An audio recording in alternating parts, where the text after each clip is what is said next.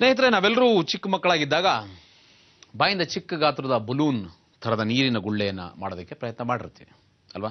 ನಿಮಗೆ ಜ್ಞಾಪಕ ಇದೆಲ್ಲ ಗೊತ್ತಿಲ್ಲ, ನನಗಂತೂ ತುಂಬ ಚೆನ್ನಾಗಿ ಜ್ಞಾಪಕ ಇದೆ. ಜೊತೆಗೆ ಇದು ಬ್ಯಾಡ್ ಹ್ಯಾಬಿಟ್ ಅಂತ ಕೂಡ ಬೈಸ್ಕೊಂಡಿರ್ತೀವಿ ಕೂಡ. ಈಗ ಬರ್ತಾ ಇರೋ ಮನೋಜ್ ವರ್ಮಾ ಅವರು ತಮ್ಮ ಬಾಯಿಂದ ದೊಡ್ಡ ಬಲೂನನ್ನು ಮಾಡ್ತಾರೆ.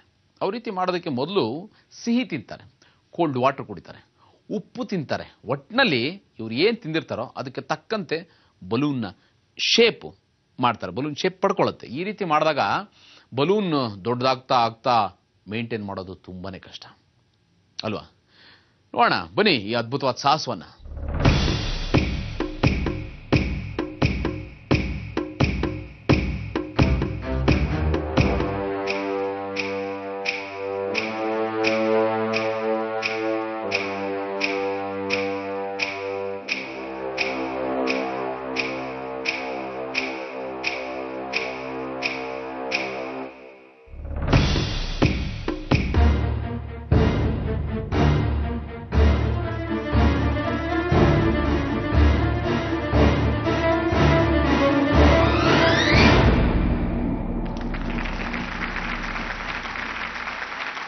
ನೋಡಿದ್ರಲ್ಲ, ಈಗ ಇನ್ನೊಮ್ಮೆ ಟ್ರೈ ಮಾಡಿ ಇನ್ನೂ ಹೆಚ್ಚು ಹೊತ್ತು ಬಲೂನನ್ನ ಇಟ್ಕೋತಾರಂತೆ.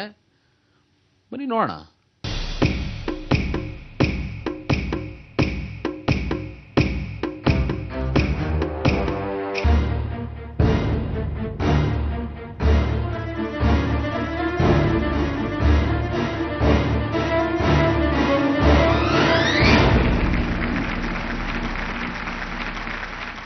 ನಮಗೆ ತುಂಬಾ ಸರ್ತಿ ದೊಡ್ಡ ದೊಡ್ಡ ಖುಷಿಗಳ ನೆಪದಲ್ಲಿ ಸಣ್ಣ ಸಣ್ಣ ಖುಷಿಗಳು ಬಹಳ ಮಿಸ್ ಆಗ್ತವೆ. ಆದರೆ ಖುಷಿಯ ಸಾಗರದಲ್ಲಿ ಸಿಗೋ ಯಾವ ಖುಷಿನ ನಾವು ಮಿಸ್ ಮಾಡ್ಕೋಬಾರ್ದು.